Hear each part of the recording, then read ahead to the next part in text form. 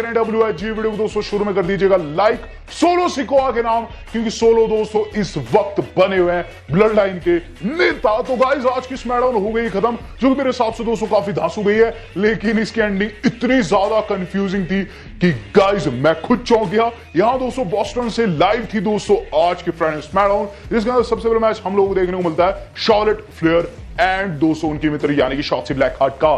तो कल मैंने आपकी अपनी प्रीव्यू वाली वीडियो में बता दिया था मैच होगा, और इसे शुरुआत में रखा गया था। यहां दोस्तों वो बेली एंड स्काई को फेस करी थी, लेकिन यहां दोस्तों ट्विस्ट तब आता है जब वहां जाती है आस्का आउट ऑफ नोवेयर, जो कि दोस्तों बाहर खड़ी हुई दोस्तों काय से छीन लेती है चैंपियनशिप। और इसी के साथ दोस्तों बेली का भी ध्यान भटकता है। अंदर दोस्तों शार्लेट फ्लेयर एंड शॉसी ब्लैक हार्ट उन्हें टेक ऑन कर देती है, और गाइस शॉसी की फिनिशर से वहां बेली की पिन हो जाती है। और यहां दोस्तों शॉसी एंड शार्लेट जीत गई, लेकिन उसके बाद दोस्तों आस्का जो हमारी अपनी स्काई है उनकी चैंपियनशिप लेकर रिंग में आती है, उन्हीं के सामने दोस्तों उसे बिछाती है और जिस कहती है मुझे चाहिए चैंपियनशिप के लिए मौका, और फिर रिंग को लीव कर देती है। अब दोस्तों इस पर स्काई का रिप्लाई आना बाकी था, जो कि आगे आया भी, लेकिन इसके बाद दोस्तों हम लोगों ने पॉल हेमन के दर्शन देखे।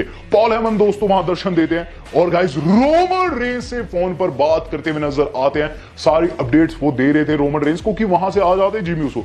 जिमी ऊसो ने दोस्तों ब्लड लाइन की टी शर्ट पहन रखी थी, और इससे पता चल रहा था कि कहीं ना कहीं ब्लड लाइन में जुड़ने की कोशिश करें। उनकी बातों से भी यही झलकता है। वो चीज कहते हैं कि देखो मैंने अपना डिसीजन ले लिया है, देखो मैं कभी आउट नहीं हुआ, इसका मतलब मैं अभी भी ब्लड लाइन के अंदर हूं। जिस पर हेमन कहते हैं हाँ मैं बिल्कुल मानता हूं तुम्हारी बात को, लेकिन देखो बात इतनी सी है, मैंने रोमन रेंस से बात कर रखी है और अभी वो डिसीजन लेंगे कि तुम ब्लड लाइन का हिस्सा हो या फिर नहीं। और रही बात आज की, तो तुम्हें खुद को प्रूफ करना है। अगर तुम एजे स्टाइल्स को हरा पाते हो तो शायद तुम रोमन रेंस को इंप्रेस कर पाओ। इन द मीन टाइम दोस्तों एजे स्टाइल्स पॉल हेमन को मिलते हैं, और पॉल हेमन दोस्तों वहां एजे स्टाइल्स की मौज लेते हैं और बात करते लास्ट वीक की, जिस पर दोस्तों एजे स्टाइल्स को गुस्सा हो जाता है, गिरबान से पकड़ लेते हैं हेमन को, लेकिन पीछे से अटैक हो जाता है। जिमी ऊसो एजे स्टाइल्स पर अटैक करते हैं, उन्हें टेक आउट कर देते हैं वहां, जिस पर दोस्तों जो हमारे अपने जिमी है वो कहते हैं पॉल हेमन को अब पता चला मैं ब्लड लाइन में हूं या फिर नहीं।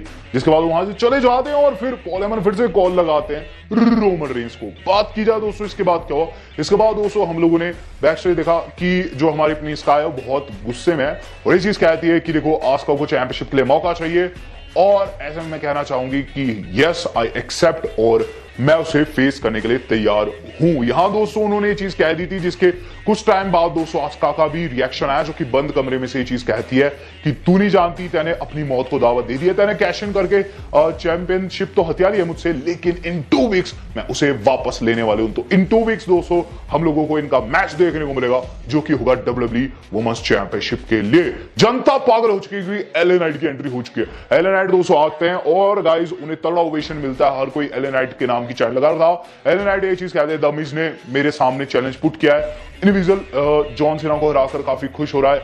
इनविजिबल जॉन सीना को हराकर वो चीज सोच रहा है कि वो मुझसे ऊपर हो गया है, लेकिन अगर वो मुझे फिर से फेस करना चाहता है मैं उसे फेस करने के लिए तैयार हूं। इन द मीन टाइम दोस्तों ग्रेसन वॉलर का दोस्तों एंट्रेंस थीम जो है प्ले होता है। ग्रेसन वॉलर आते हैं और गाइस वहां एलए नाइट की बेइज्जती करते हैं। एलए नाइट दोस्तों उन्हें रोस्ट करने लग जाते हैं कि फिर दोस्तों अपने मित्र को बुला देते हैं, यानी कि ऑस्टिन थ्योरी को।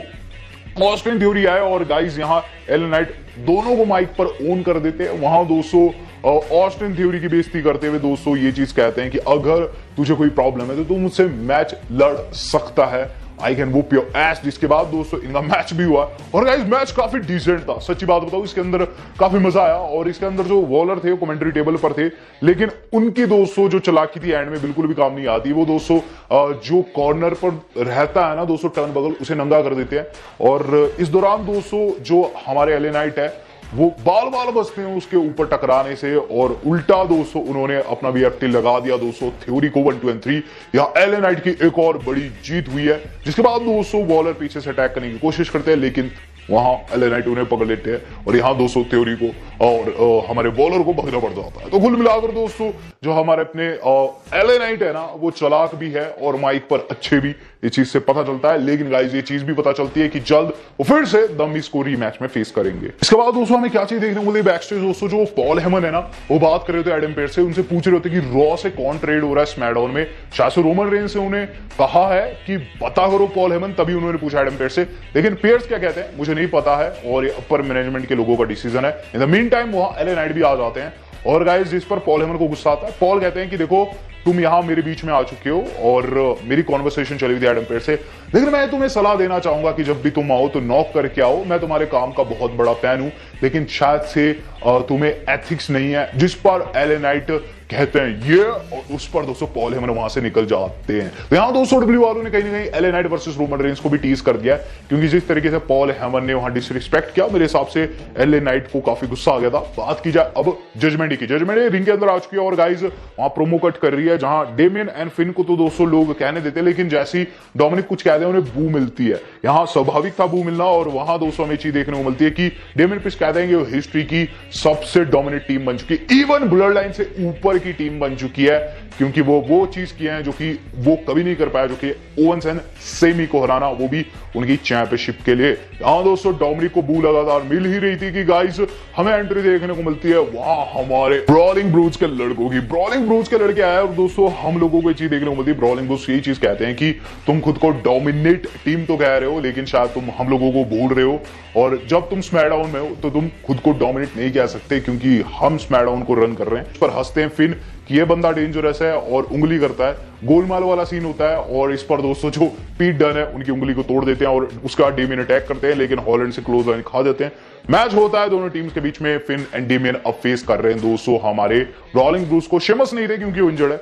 मैच की बात करूं, मैच वाज गुड, और इसके एंड में दोस्तों ये चीज देखने को मिलती है कि काफी डोमिनेट कर रहे थे दोस्तों हमारे ब्रॉलिंग ब्रूस वाले, लेकिन फिर दोस्तों चॉक स्लैम लगता है डेमियन प्रिस्ट की तरफ से, वो भी दोनों को, और उसके बाद कूराग्राव 1 2 3 यहां फिन बैलन डेमियन जीत जाते हैं। लेकिन उसके बाद थीम सॉन्ग प्ले होता है दोस्तों हमारे लैशली का, और वहां दोस्तों हमारी हार्ट बिजनेस 2.0 आ गई है, और वहां तगड़ा फेस ऑफ होता है। बॉबी लैशली रिंग के अंदर जाते हैं और चीज कहते हैं देखो तुमने बिल्कुल सही चीज कही इस वक्त कि जो ब्लड लाइन है वो क्रम्बल कर रही है, लेकिन तुम खुद को डोमिनेट नहीं कह सकते जब तक हम स्मैकडाउन में हैं। एक तगड़ा फेस ऑफ था और वहां दोस्तों बिल्कुल लग रहा था कि ये भी भिड़ जाएंगे, लेकिन ऐसा बिल्कुल भी नहीं हुआ। वहां दोस्तों डेमियन लैशली के सामने थे और गाइस सिचुएशन काफी ज्यादा आप कहिए एक्सप्लोसिव थी। इन द मेन टाइम दोस्तों अब बैक स्टेज जो हमारे ओसी वाले एंजॉयमेंट करते हुए नजर आते हैं। एजे स्टाइल्स आकर उनका फोन गिरा देते हैं और एंडरसन को कहते हैं यार तुम कितने सॉफ्ट बन चुके हो और तुम आज जो कुछ देखे तुमने कुछ रिएक्शन भी नहीं दिया।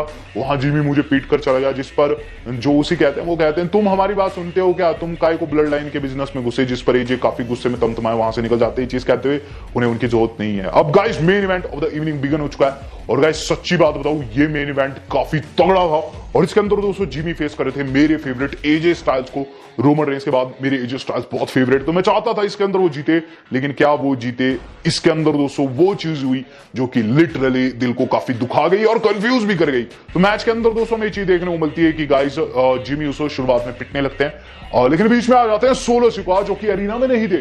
वहां दोस्तों सोलो सिक्वा के आने के साथ जिमी ऊसो के जो मूव सेट है वो काफी ज्यादा ब्रूटल हो जाते हैं और उसके बाद दोस्तों एंड में क्या चीज देखने को मिलती है कि जिमी बार बार कोशिश करते हैं कि सोलो मारे एजे को, लेकिन सोलो मारते ही नहीं है, लेकिन उल्टा एजे ने दोस्तों सोलो को मार दिया जो कि उनकी काफी बड़ी गलती थी। और उसके बाद दोस्तों चीज देखने को मिलती है कि वो अंदर जाकर दोस्तों अपना फिनोमेनल फॉरआर्म भी लगाते हैं और मैच को जीत भी जाते हैं।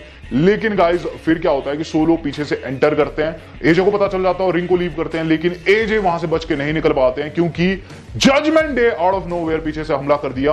और फिर दोस्तों जजमेंट डे के और जो फिन एंड डेमियन है एजे को अंदर डालते हैं रिंग में, जहां सोलो का उन्हें स्पाइक कर देते हैं। लिटरली माइंड बॉगलिंग था ये सब कुछ, क्यों ऐसा हुआ।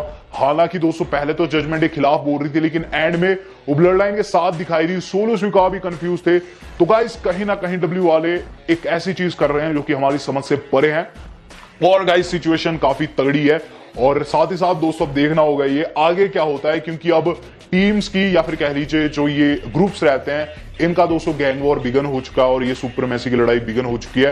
कौन सबसे तगड़ी टीम है कमेंट करके जो बताएगा। लेकिन अब बात की जाए डब्ल्यूबी सुपरस्टार स्पेक्टेकल में हुए उस थिंग की जो कि काफी कूल होने के साथ साथ जॉन सीना के लिए यादगार भी रहेगा। जॉन सीना के साथ दोस्तों पास्ट में काफी गलत हुआ, जब भी दोस्तों वो किसी एरिना में जाते जहां उन्हें लोग हिट करते, टी शर्ट फेंकते, उन्हें वापस फेंक दी जाती और कई बार ऐसा हुआ, जैसे सीएम पंक की फाइट में भी ऐसा हुआ था, जहां सीएम पंक से लड़ रहे थे, उन्होंने जनता में अपनी टी शर्ट फेंकी और जनता ने उल्टा फेंक दी सेना की ओर। लेकिन यहां भारत में वो गला रखे थे और डब्ल्यूडब्ल्यूई सुपर स्पेक्टिकल में दोस्तों जैसे उन्होंने टी शर्ट फेंकी ना, वहां गुत्थमबाजी हो गई, लोग लड़ने लग गए, लिटरली एक दूसरे को दोस्तों वो फोड़ना चाहते थे, लिटरली एक दूसरे का खून करने पे उतारू थे, जस्ट बिकॉज उन्हें सीना की टी शर्ट चाहिए थी। वहां बॉडी गार्ड्स को आकर रोकना पड़ गया, आप फुटेज में देख सकते हैं। अब ऐसे दोस्तों आप डब्ल्यूडब्ल्यूई सुपरस्टार स्पेक्टिकल को अगर मुझे कवर करता हुआ देखना चाहते हैं तो वीडियो को लाइक जरूर कीजिएगा, कमेंट बॉक्स में जो बताएगा वीडियो आज कितनी थी। आज तक के लिए इतना ही, धन्यवाद, शब्बा है।